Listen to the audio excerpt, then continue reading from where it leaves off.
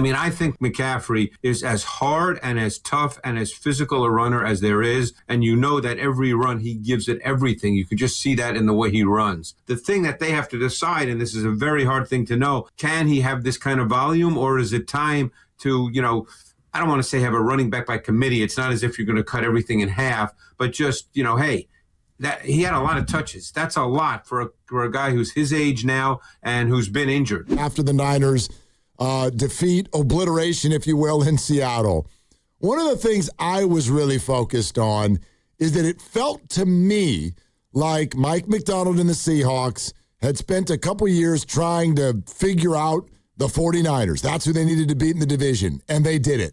And now the shoe's on the other foot, and what I really notice is 3rd and 1, 4th and 1, and here's Kyle Shanahan pulling out gadget plays. Like, this is a guy who is synonymous with running the football. Why can't the 49ers run the ball at a better clip up the middle this year, and what do they need to do to fix it?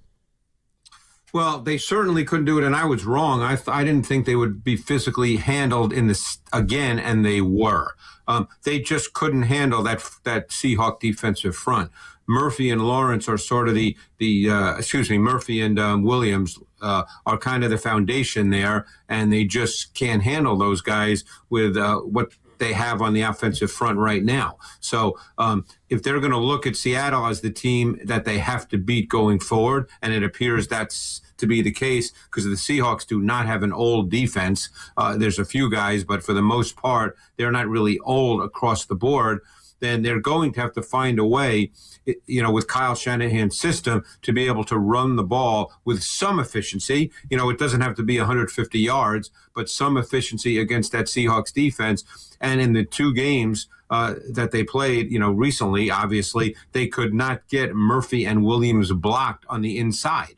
And that's probably what led to the 4th and 1 speed option play, which, didn't work either, So, Lawrence actually made the play on that one, but they couldn't get those two interior guys blocked in either of the games. And beyond that, if we extrapolate to the whole season where they averaged just 3.8 per carry, when you look at the totality of the film, where was the weakness in the run game?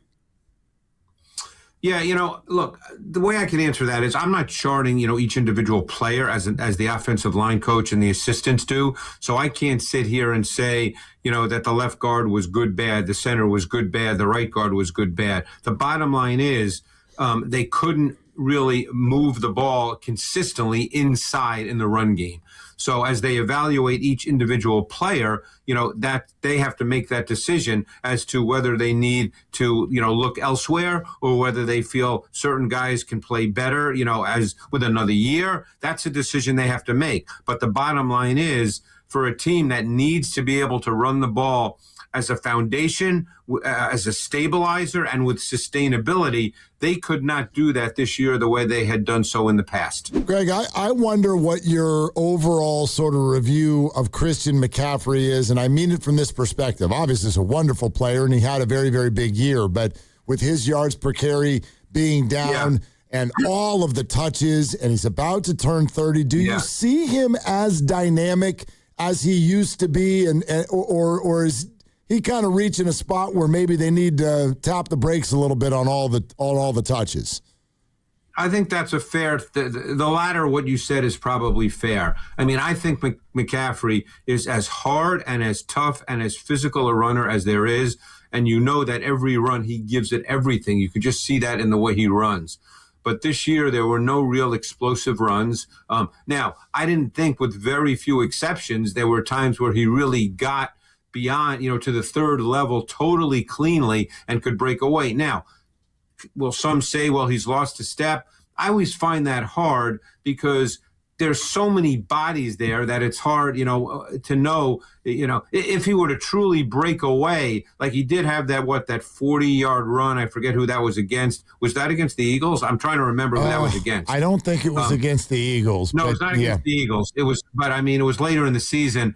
If you just took that and isolated that run, you would say, hey, he looked pretty good. Didn't look like he was slow on that run. But, could you make the argument that he's not exactly what he was just because of the volume over the years and the fact that he's had injuries? you could probably make that argument, but I don't think he's that this particular season that we just played, that he lost it to the point where he wasn't an effective player. The thing that they have to decide, and this is a very hard thing to know, and I certainly don't know it. I'm not with him every day. You have to decide as you go into next year, can he have this kind of volume, or is it time to, I don't want to say have a running back by committee. It's not as if you're going to cut everything in half, but just, hey, that he had a lot of touches. That's a lot for a guy who's his age now and who's been injured. Yeah, and touches in the pass game too. I think he had 102 catches. So when you look at the team on tape all year, what do you cite as the reason for a real lack of explosive plays in the pass game? Yeah, that they didn't have this year. I mean, look, the bottom line is they don't have explosive receivers. They want to count on Ricky Pearsall. And again, he was hurt. So I don't think it's fair to do a true evaluation of Ricky Pearsall. I would bet that in terms of health, and I'm talking about, look, every player gets hurt, but they can still perform at their normal level. He obviously was hurt to the point where he couldn't perform at his normal level. So probably, what did he have, 4 or 5 games this year where he really could perform? So I still think they're counting on him to be a factor because he can provide some of that explosiveness. But the bottom line is they don't have those kinds of receivers. And at some point, one of the things is everybody thinks Kyle Shanahan's offense is unbelievable. I'm talking about defensive coaches, and incredibly hard to defend. But the reality is at some point, you do need players when it comes to explosion in the pass game. Everything can't be run after catch. At some point, you need to be able to work the deeper intermediate levels and to have a vertical dimension somewhere along the line. What was your overall review of the 49ers offensive line this year? I think it was very uneven. I don't think it was the best year that they've had. And again, I'm not charting each individual player, so I can't sit here and say that. But I mean, just overall, watching the tape every week, in pretty good detail, I don't think overall they had their best season by any means. And I think, we spoke about McCaffrey and the fact that they were really unable to have a run game the way they've had in the past with that kind of sustainability and stability. And even with pass protection, I don't think it was quite exactly what they would hope it would be. When you look at the other side of the ball and you're dead last in sacks as a defensive front, and yet your defense is kind of middle of the pack, do you look back at that and think what an outstanding job by Robert Saleh and the defense to be that good, quote unquote, without ever rushing the quarterback? Yeah. I mean, now you get into people. I mean, look, Robert Saleh is another guy that is incredibly respected around the league. That's the bottom line. Obviously, he's gone now to Tennessee, but I think one of the things, and I go back to Bill Walsh with this, and I think this remains true. He always said that one of the keys to winning playoff games in the National Football League is to be able to rush the quarterback in the fourth quarter. And, this is a team that they can't really rush the quarterback at any time with 4. With the injuries they had, I mean, obviously, Nick Bosa changes everything because he just changes the way offenses have to play. Fred Warner, a huge, huge loss. Fred Warner is in their defense. Basically, the Niners are a defense that their main coverage tendency under Robert Saleh, that's what we have. He's gone, but, we'll see what they do next, is their coverage tendency is relatively static, which is not in and of itself a bad thing. That's his approach. But that makes linebacker drops incredibly nuanced as far as route recognition and pattern matching. And there's nobody better in the league at that than Fred Warner. He is clearly the best. So when you lose Fred Warner, you lose a true foundational piece of how you play defense. So now when you lose Bosa, because they were a 4-man D-line pass rush team as their foundation, and then you lose Fred Warner, you are basically losing your defense. So Robert Saleh really had to put it together, and you could argue he did a really good job, but the bottom line is they really couldn't rush the quarterback with 4. And the answer to that is not just blitz, blitz, blitz, as a lot of people think, because then you have to feel really good about your corners and your back end. We know you love basketball, so I want to ask this question. I do. Yeah, here's something. This town has long talked about Draymond Green and whether he would actually fit really well on other teams, or is he just actually of his highest value with the Warriors because of his style and being alongside Steph Curry. I wonder if there's a mini version of that going on with Jauan Jennings, who is now an unrestricted free agent. They said today they want him back, but with his style, the blocking, all of that, do you think that he's someone that other teams would be really interested in, or is he more kind of a fit with the Niners and what they do? Well, I'm not going to sit here and say that it's the only team that would be interested, but my sense would be, guys, and again, I'm bad with the money stuff because sometimes teams, you know how it is. When teams spend money, they think, oh, this guy really, we need a guy like that, so we're going to overpay him. So I don't know the answer to that. My guess is he's certainly not going to be seen as a guy to get a 5-year deal at a ton of money, at the high levels of wide receiver money. That would be my sense. Now, again, it's his agent's job to try to do that. He probably feels like he's worth it. He should. Every player, and certainly someone like Jauan Jennings, who's so physically and competitively tough, probably feels like he's worth whatever.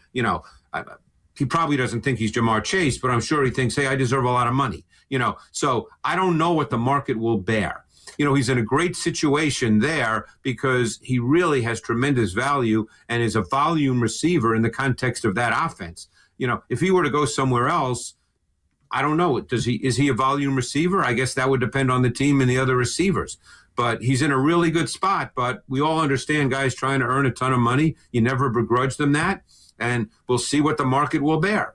And I'm not going to have you speak to the wide receiver market in terms of money, but watching all the football that you do, is it becoming less important for teams to have a really good number one wide receiver? And I think about Denver and New England. Now it's different with Seattle and the Rams, obviously, but are teams realizing that there are more than one way to go about offense without having to pay a guy $30 million?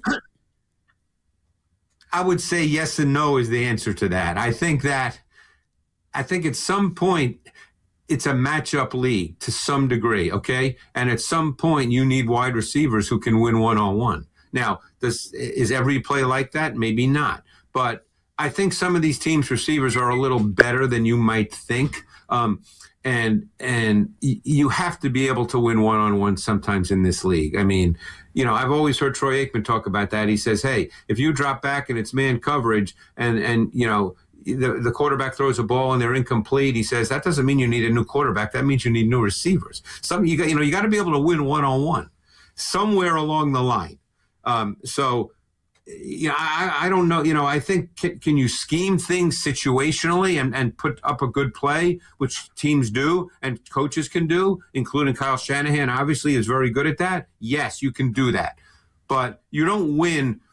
I think most coaches would agree that overall, you don't become a great team or a great offense with doing gimmick type stuff. And at some point you will need to win one-on-one on the outside.